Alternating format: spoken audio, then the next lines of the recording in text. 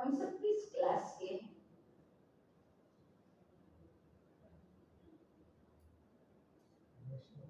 है ना फर्क दोनों की पूजा में, ऐसा क्यों?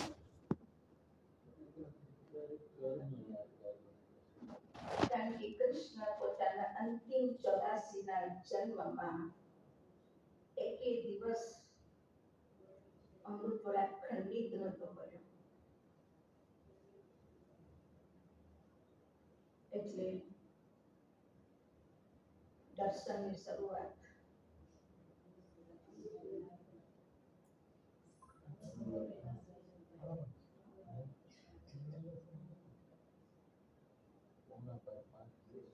આવું કેવું છે?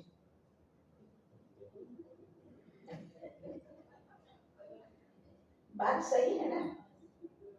जो जैसा काम किया वैसे चरित्रों की पूजा।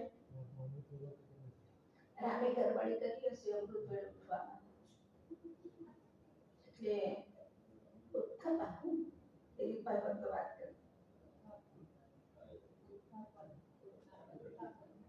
ઉત્થાન એટલે ઉઠવા ઉઠીને એના પણ દર્શન ઉઠ્યો बाबा की याद में मग्न हो गए, એની ઉપર વાળાને જોઈને પ્રસન્નચિત્ત બની ગયા અને આપણે બધા કૃષ્ણને જોવા માટે મંગળાના દર્શન કરવા જઈએ, लेकिन उसने तो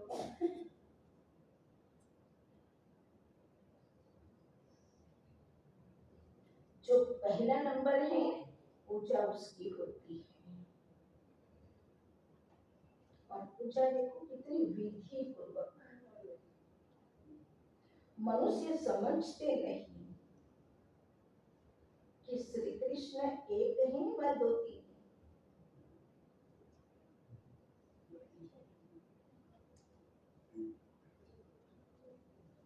लेकिन वो तो श्री कृष्ण को अलग, लक्ष्मी नारायण को अलग, विष्णु को अलग, तो ये तीनों हाँ वो एक बच्चा है, वो मैरिज की बात का है, और वो पालना का स्वरूप है विष्णु। श्री कृष्ण की डायनेस्टी चलती है, ये किसी को भी पता नहीं, विष्णु वंश। पूजा सिर्फ नंबर 1 की होती है, मार्क्स तो नंबर 1 की, तो पुरुषार्थ करना चाहिए। संगम के मार्क्स मिलते हैं, संगम के पुरुषार्थ के मार्क्स मिलते नहीं तो 99.9 कहाँ से आया दादी का, किस एग्जाम से आया? संगम के पुरुषार्थ से।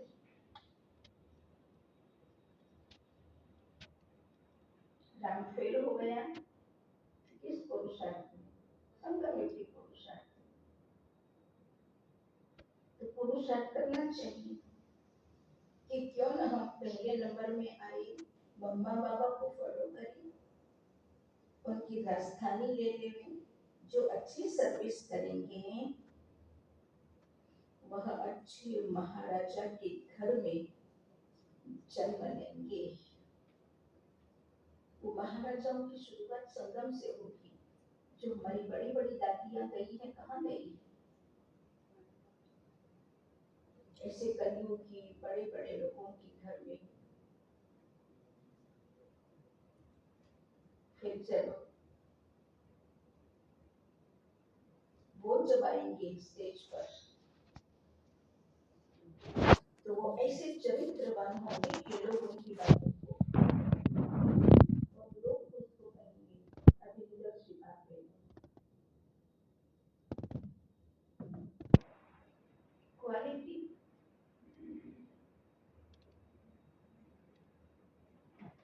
जो अच्छी सर्विस करेंगे वह अच्छे महाराजा के घर में जन्म लेंगे। कौन सी सर्विस? संगम पर ईश्वरीय सर्विस करने वाली, क्योंकि सेवा से बहुत सभी गुण अपने में आते हैं। एक राजा में उदारता होती है। सर्विस वही बच्चे कर सकते हैं जिसमें रहेंगे कि मैं दूसरों को भी रास्ता बताऊं, उनको भी सुखी बनाऊं। राजा प्रजा को टाइम देते हैं। जो यहाँ पर भी जो सेवा करते माना दूसरों को, दूसरों के कल्याण के लिए टाइम देते हैं। जो अच्छे सर्विस करेंगे वह अच्छे महाराजा के घर में जन्म लेंगे। वहां तो है ही महाराजा महारानी। उस समय कोई राजा रानी का टाइटल नहीं होता है। कहाँ वह बात में शुरू होता है क्या राजा रानी। द्वापर से जब पति बनते हैं तो उनमें भी बड़ी प्रॉपर्टी वाले को महाराजा कहा जाता है। फिर राजा का लक़ब कम हो जाता है। फिर जब भक्तिमान होता है तो गरीब साहूकार में फर्क तो रहता है ना। अब तुम बच्चे ही शिव बाबा को याद करते हो और उनसे वर्षा ले रहे हो, और सत्संगों में मनुष्य बैठ कथा सुनाते हैं। मनुष्य मनुष्य को भक्ति सिखलाते हैं। वे ज्ञान देकर सद्गति नहीं कर सकते।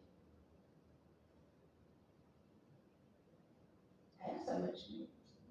गले उतरती है बातें। वेद शास्त्र आदि सब है भक्ति मार्ग के। सद्गति तो ज्ञान से होती है।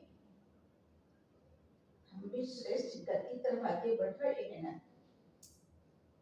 सद्गति तो ज्ञान से होती है। पुनर्जन्म को भी मानते हैं। बीच में तो कोई भी वापिस जा न सके।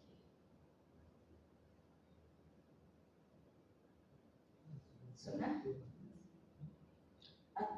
अथॉरिटी के महावाक्य, अथॉरिटी बातें हैं। बीच में तो कोई वापिस जा उतरती है ना गले। ये बातें कन्विंस होते हैं ना। अंत में ही बाप आकर सबको ले जाते हैं। इतनी सब आत्माएं कहाँ जाकर ठहरेगी?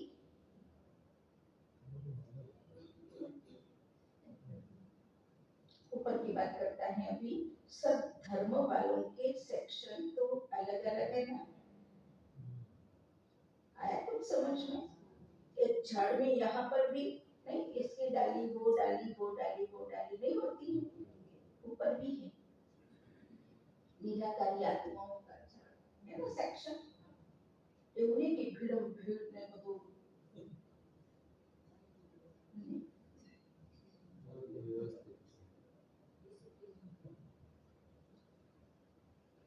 कोई मारा सेक्शन में मारी सीट पर आવીને બીજા બેસી જાય। जी भी मारने का सामान रखा है। ऊपर आकर बॉम्ब्स छोड़ फिर समुद्र में चले जाएंगे। सबमरीन શું છે? પાણીની અંદર જ રહે છે। ऊपर आकर बॉम्ब्स छोड़ फिर समुद्र में चले जाएंगे। ऐसी ऐसी चीजें बनाते रहते हैं। અને સબમરીનમાં તો કેટલો મોટો સ્ટાફ બધું જ એમાં बम छोड़ेंगे अंदर। बहुत बड़ी बड़ी सबमरीन होती है। ऐसी ऐसी चीजें बनाते रहते हैं। यह अपने ही विनाश के लिए कर रहे हैं। खाओ खुदे अपने ही विनाश के लिए बना रहे हैं। मौत सामने खड़ा है। इतने बड़े बड़े महल बना रहे हैं। तुम जानते हो यह सब मिट्टी में मिल जाएंगे।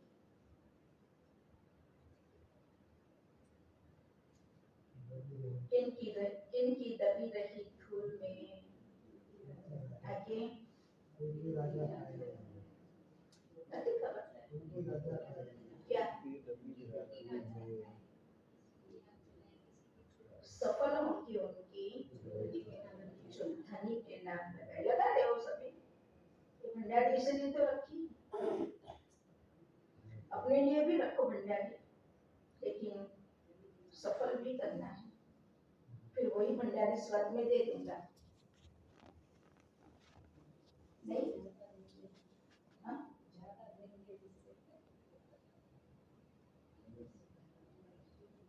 लड़ाई जरूर होगी, कोशिश कर पॉकेट सबके खाली करेंगे, चोर भी कितने घुस पड़ते हैं, लड़ाई पर कितना खर्चा करते हैं, यह सब मिट्टी में मिल जाना है, मकान आदि सब गिरेंगे। जो इसराइल की हालत, ईरान की हालत, बॉम्ब्स गिरा करके बड़ी बड़ी बिल्डिंग्स मलबा में तब्दील हो गई, मकान आदि सब गिरेंगे। बॉम्ब्स आदि गिरने से सृष्टि के 3 भाग खलास हो जाते हैं।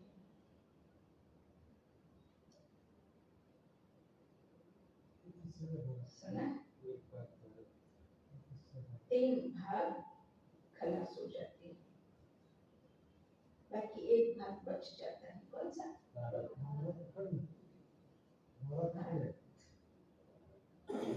भारत एक हिस्से में है ना, बाबा किसी भारत कोने में है, बिल्कुल नीचे, और बाकी सब ऐसे है दुनिया नीचे बहुत कम है, भारत कोने में 3 हिस्सा खलास हो जाएगा, बाकी 1 भाग बच जाता है। भारत एक हिस्से में है ना, बाकी तो सब बाद में आए हुए हैं। कितना भारत के सिवाय और सब देशों का इतिहास कोई लंबा नहीं है, अभी भारत खंड का ही भाग बचेगा। मौत तो सबका होना ही है, चाहे भारत में रहो चाहे विदेश में मत दो, क्योंकि इसकी लिमिटेशंस है, इसकी मर्यादा है, और लोग पकड़ करके बैठे, हाथ नहीं चलता, पाँव नहीं चलता, ये होता है वो होता है, इनकी मर्यादा है, उनको अपने रूप से चलने दो। ठीक है, आप ठीक है ऐसे करते रहो। दवाई की जरूरत है तो बाबा कहते हैं दवाई इसलिए असर नहीं करती क्योंकि टेंशन के साथ लेते हो, लेकिन ये तो फ्रूट है, वाइब्रेशन ऐसा डालो।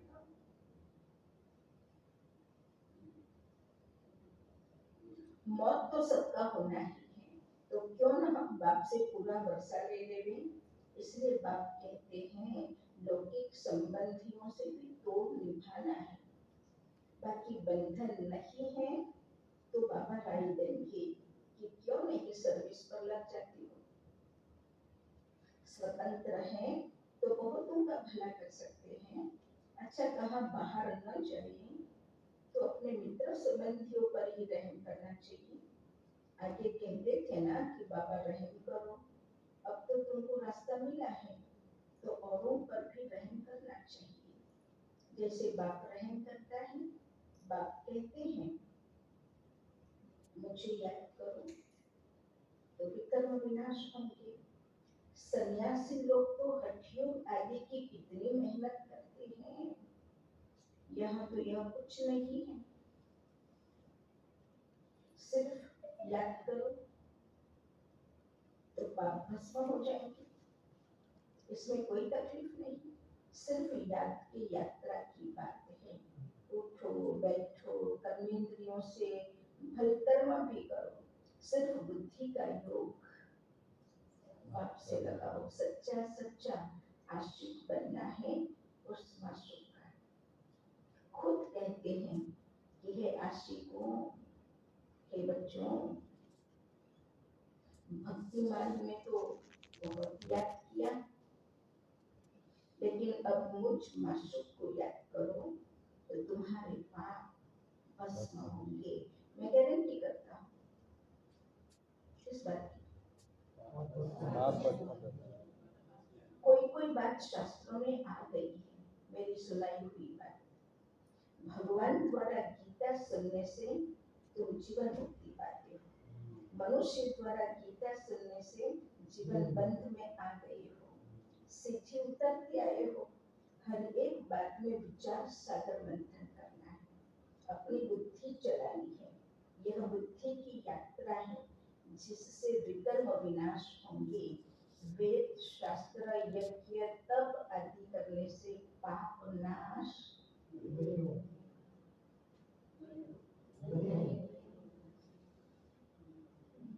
सुनाओ, पाप नाश नहीं होंगे, नीचे ही गिरते आए। अभी तुमको ऊपर जाना है। सिर्फ सीढ़ी से कोई समझ नहीं सकेंगे जब तक उस पर कोई समझाए नहीं। ऐसे चित्र देखने से क्या समझेंगे जब तक तुम समझाओ। जैसे छोटे बच्चे को चित्र दिखाकर सिखाना पड़ता है, यह हाथी है नहीं। जब हाथी देखेंगे तो चित्र भी याद आएगा। जैसे तुम्हारी बुद्धि में आ गया है। चित्र में हमेशा छोटी चीज दिखाई जाती है। तुम जानते हो कि वैकुंठ तो बड़ा होगा ना, बड़ी राजधानी होगी, वहाँ हीरे जवाहरातों के महल होते हैं। वह फिर प्रायः लोप हो जाते हैं, सब चीजें गायब हो जाती है। नहीं तो यह भारत गरीब कैसे बना है? साहूकार से गरीब, गरीब से साहूकार बनना है। यह ड्रामा बना बनाया है।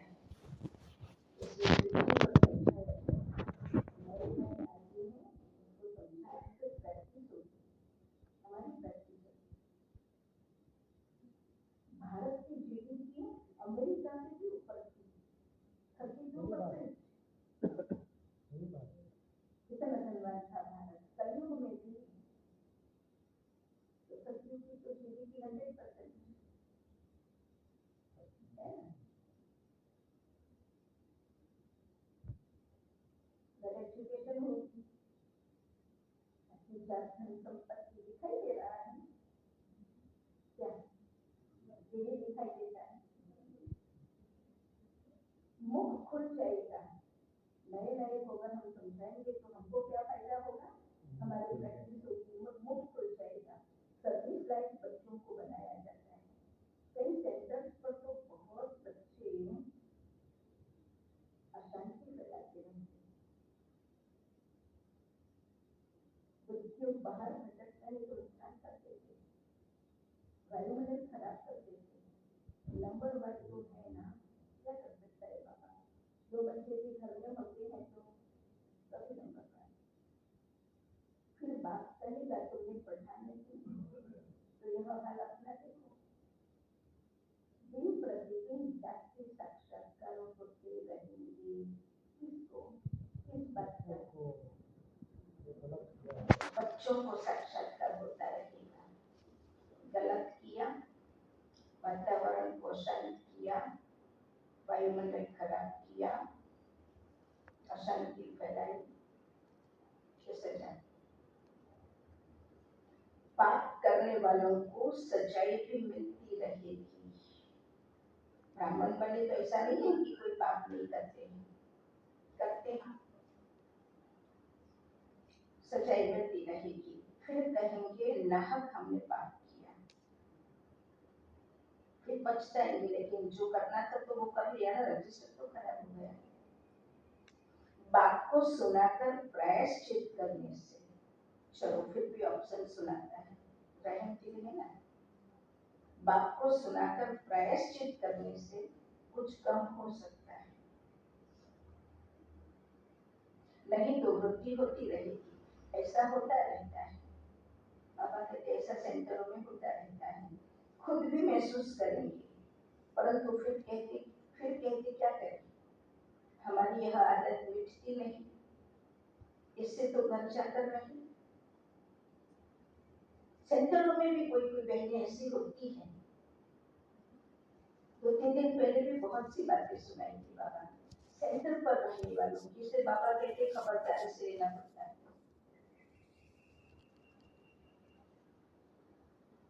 आपके घर में भी कोई छठे की बहू आती है तो सेंटरों में भी ऐसा होता है। क्योंकि हर एक अपने अपने लक्ष्य से यहाँ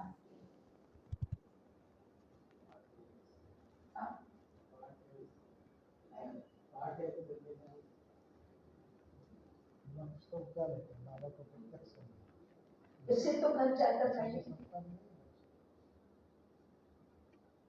आजकल की कन्या सेंटर पर नहीं देखना चाहती हैं, कहती हैं कि अमृत वेले उठना, फिर सवेरे सवेरे इतना जल्दी स्नान कर देना, फिर ये सवेरे सवेरे मुरली हमसे मैनेज नहीं होता है। हम जॉब करते हैं, 10 बजे उठते हैं और सारा 10-11 बजे निकल जाते हैं। खाना तो हम भी बना देते हैं, बाकी कपड़े धोना, ये सब सेंटर का काम करना हम नहीं मैनेज कर सकते। पता नहीं आप लोग कैसे मैनेज करते हैं। आजकल टोटल दिनचर्या बिल्कुल उल्टी हो गई है। और हमको तो अमृत वेले 9 उठे कल बाबा चला जाता है, सोने नहीं देता है।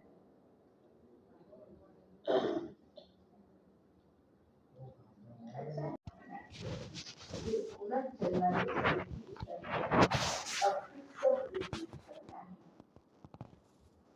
फिर ब्रह्मा द्वारा स्थापना कर रहे हैं। योग बल से तुम 5 विकारों पर जीत